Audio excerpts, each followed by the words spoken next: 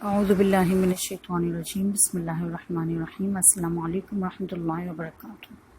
پیارے بچوں، آپ جب کوئی نیا سبق پڑھنے لگیں تو اس دعا کو لازمی پڑھ لیں تاکہ آپ اپنا پڑھا ہوا سبق بھولیں نہ۔ رب اشرح لی صدری ویسر لی امری واحلل عقدۃ من لسانی یفقہوا قولی۔ اوکے بیٹا، آج ہم چیپٹر پڑھ رہے ہیں جس کا نام ہے حلف الفضول، صفحہ نمبر 37 آپ کی کتاب سے، صفحہ نمبر 37۔ چیپٹر کا نام ہے حلف الفضول۔ حلف کے معنی ہے معاہدہ، قسم لینا یا معاہدہ کرنا یا پھر کسی سے وعدہ کرنا، ٹھیک ہے بیٹے۔ اور فضول، میں آپ کو بتاؤں کہ حلف الفضول یہاں ایک معاہدہ تھا جس کا نام حلف الفضول رکھا گیا۔ اس کا نام حلف الفضول کیوں رکھا گیا یہ آپ کو اس چیپٹر کے پڑھنے سے پتہ چلے گا۔ جنگ فجار، ہم جو حرب فجار چیپٹر ہم پہلے پڑھ چکے ہیں، جس کی ویڈیو میں نے آج ایک بار پھر آپ سب کے ساتھ شیئر کی تھی۔ تو حرب فجار میں جو ہم نے پڑھا تھا اس میں کیا تھا کہ قریش اور ان کے مخالفین کے درمیان جو ہے جنگ ہوئی تھی، اور اس چیپٹر میں نے یہ بتایا تھا کہ عرب کے لوگ جو ہیں پہلے بلا وجہ کی چھوٹی موٹی باتوں پر بہت زیادہ جھگڑا کیا کرتے تھے، اور وہ چھوٹی چھوٹی باتیں جو ہے وہ جنگ کی صورت اختیار کر لیتے تھے، لیکن چونکہ نقصان بہت زیادہ ہو جاتا تھا جنگ ہونے کی صورت میں، اس لیے کچھ امن پسند لوگوں نے یہ طے کیا کہ ہم نقصان سے بچیں گے اور ظالموں کا مقابلہ کریں گے اور مظلوموں کی مدد کریں گے، یعنی کہ جو دشمن ہوں گے ہم ان کا مقابلہ کریں گے اور جو حق پر ہوں گے ہم ان کا ساتھ دیں گے، ٹھیک ہے بیٹا۔ یہ معاہدہ کچھ امن پسند لوگوں نے کیا تھا، اسی معاہدے کا نام، اور کیونکہ اس معاہدے میں بہت سے لوگ ایسے تھے، دیکھیں یہاں پر کیا ہے، یہ معاہدہ کرنے والے اکثر لوگوں کے نام میں فضل آتا تھا، اور فضل کی جمع فضول ہے، جبکہ عربی میں معاہدے کو حلف کہتے ہیں، تو اس وجہ سے اس معاہدے کا نام حلف الفضول مشہور ہو گیا، ٹھیک ہے بیٹا۔ اس معاہدے کا نام حلف الفضول کیوں مشہور ہو گیا؟ کیونکہ معاہدے کو تو حلف ہی کہا جاتا ہے، جیسے کہ میں نے آپ کو بتایا وعدہ کرنا یا پھر قسم لینا، اس کو حلف کہا جاتا ہے،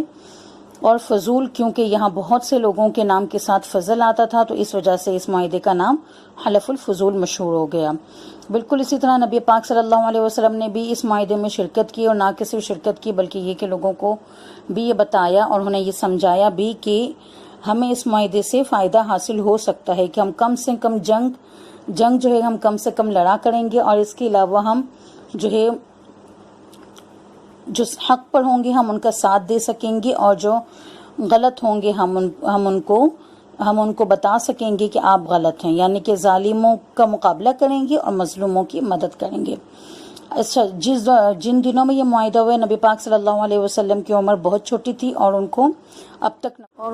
تک نبوت حاصل نہیں ہوئی تھی، لیکن نبوت ملتے ہی نبی پاک صلی اللہ علیہ وسلم نے فرمایا کہ مجھے اگر اسلام کے دور میں یعنی نبوت سے پہلے بھی ایسے کسی معاہدے کے عہد و پیمان کے لیے بلایا جاتا تو میں ضرور جاتا، یعنی کہ معاہدے کو نبی پاک صلی اللہ علیہ وسلم پسند فرماتے تھے،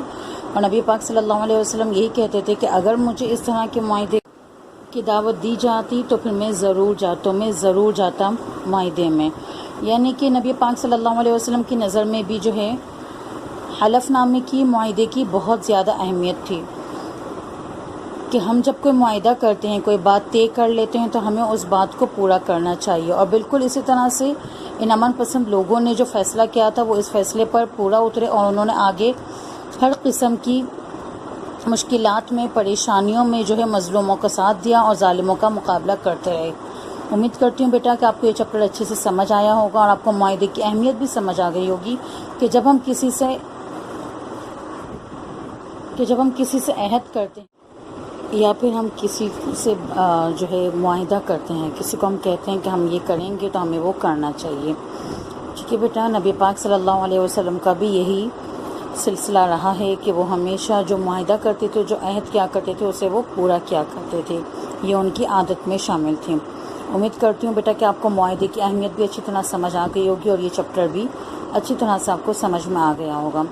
سبحانک اللہم و بحمدک نشہد ان لا الہ الا انت نستغفرک و نتوب الیک۔